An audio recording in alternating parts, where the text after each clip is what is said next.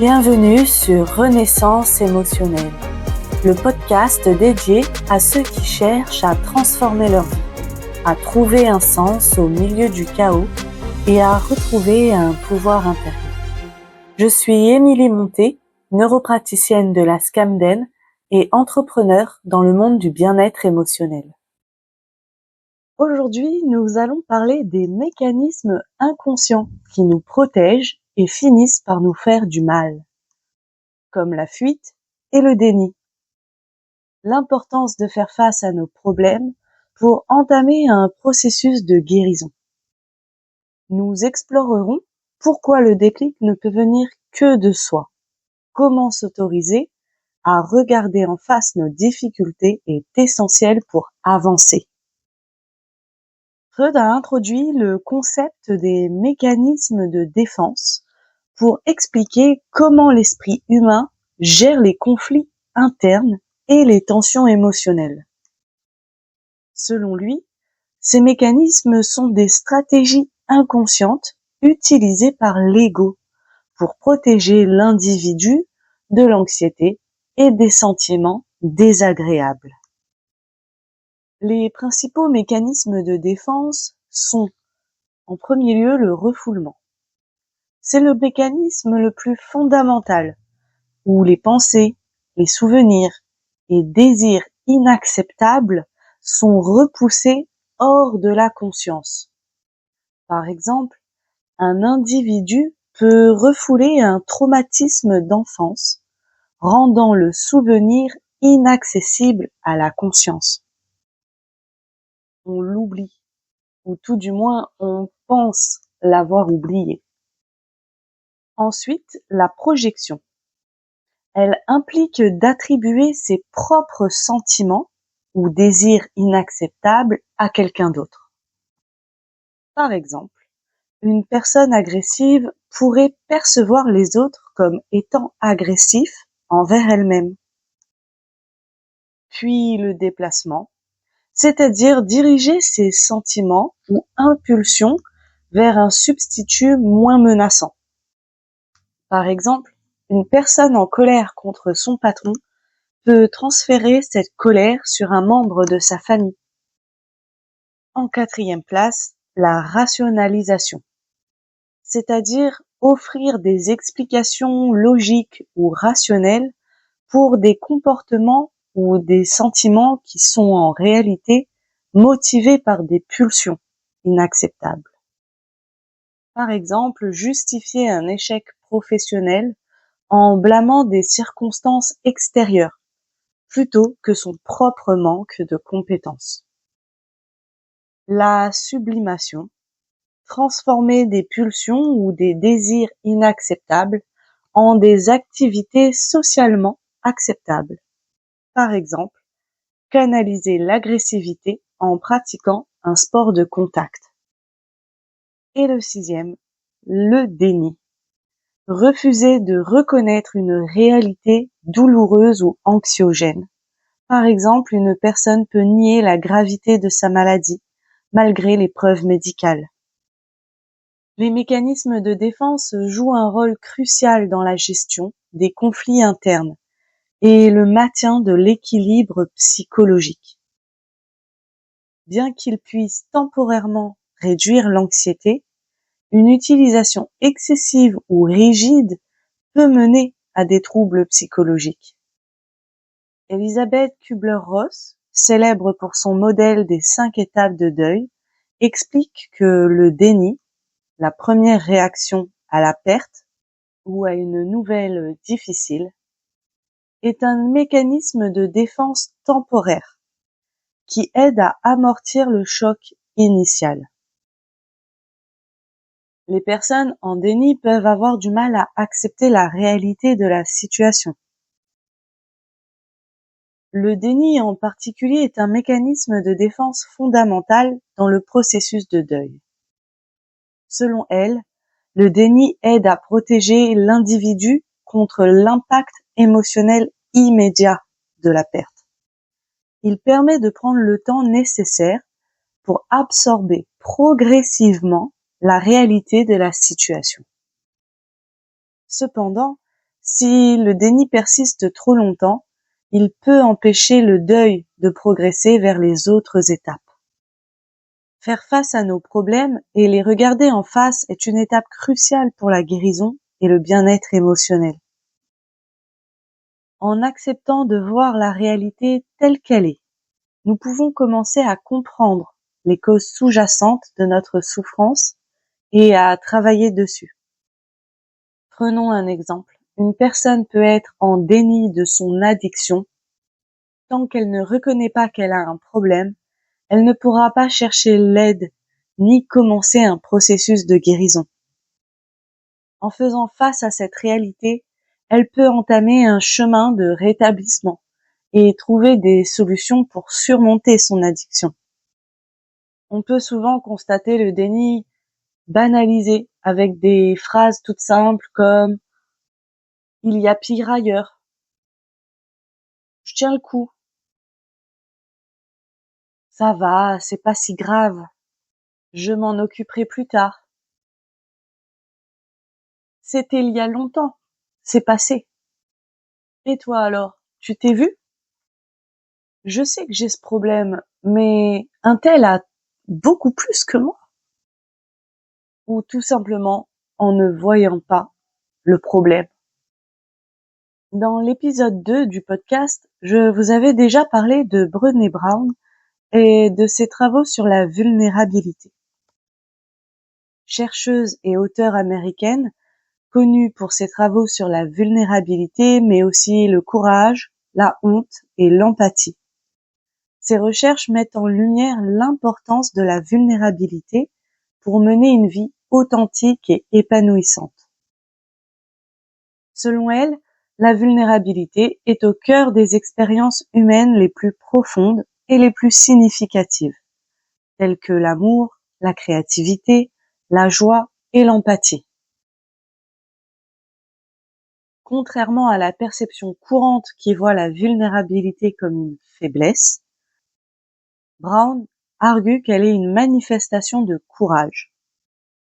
Être vulnérable signifie prendre le risque d'être vu tel que l'on est vraiment, avec nos imperfections et nos peurs. Faire face à la réalité implique d'accepter et d'embrasser notre vulnérabilité. Cela signifie reconnaître nos imperfections, nos échecs et nos émotions, sans chercher à les dissimuler ou à les minimiser. En confrontant la réalité de nos expériences et de nos sentiments, nous pouvons développer une résilience émotionnelle et une connexion plus profonde avec les autres. Ces recherches montrent que ceux qui embrassent leur vulnérabilité mènent des vies plus complètes et authentiques. Ils sont plus aptes à former des relations significatives, à innover et à surmonter les défis. En acceptant leurs imperfections, ces individus éprouvent moins de honte et de peur de l'échec.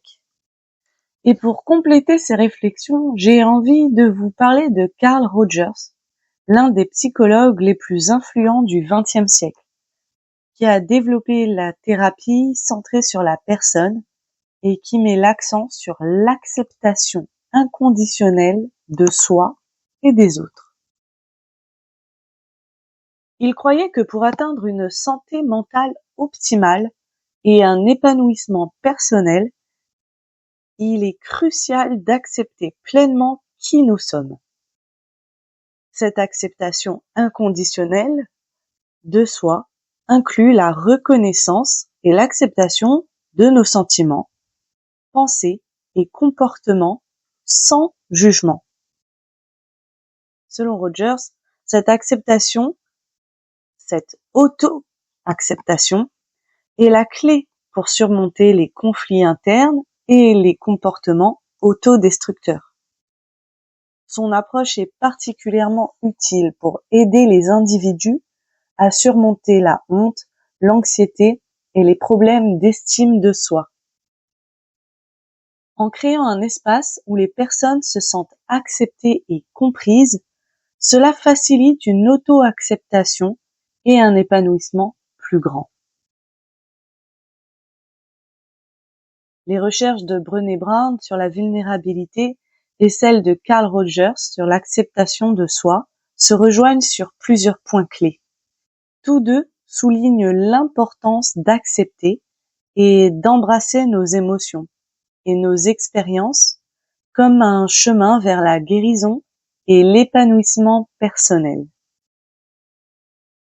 Les deux chercheurs croient que cette acceptation mène à une résilience accrue et à des connexions plus profondes avec les autres. En embrassant notre vulnérabilité, nous sommes mieux équipés pour affronter les défis de la vie. De même, en nous acceptant inconditionnellement, nous pouvons développer une compréhension et une compassion plus profonde pour nous-mêmes et pour les autres. Et pour en arriver là, il faut avoir le déclic. Le déclic, c'est ce moment de prise de conscience qui nous pousse à agir. Et il ne peut venir que de nous-mêmes. Il est important de comprendre que personne ne peut nous forcer à changer ou à guérir. Et ce processus doit venir de notre propre intérieur. Lorsque nous nous autorisons à regarder nos problèmes en face, nous ouvrons la porte à cette prise de conscience. C'est en acceptant notre réalité et en nous permettant de ressentir nos émotions que nous pouvons atteindre ce déclic. Le déclic, selon Frankl, psychiatre et neurologue autrichien, vient de l'intérieur et est souvent déclenché par une confrontation honnête avec notre réalité. Personne ne peut nous forcer à trouver ce sens. C'est un processus intime et personnel.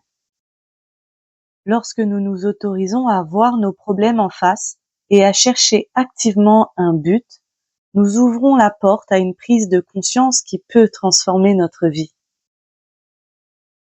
De son côté, Goleman, psychologue et auteur, argue que le déclic survient lorsque nous développons une conscience aiguë de nos propres émotions, pensées et comportements. Cette prise de conscience est le premier pas vers la maîtrise de soi et la gestion des émotions. Il souligne que pour atteindre ce déclic, il est essentiel de reconnaître et d'accepter nos émotions sans les juger.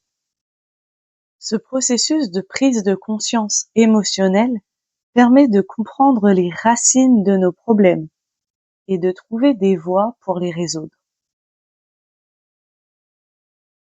En cultivant cette intelligence émotionnelle, nous devenons capables de gérer nos émotions de manière constructive, ce qui ouvre la voie à des changements positifs et durables.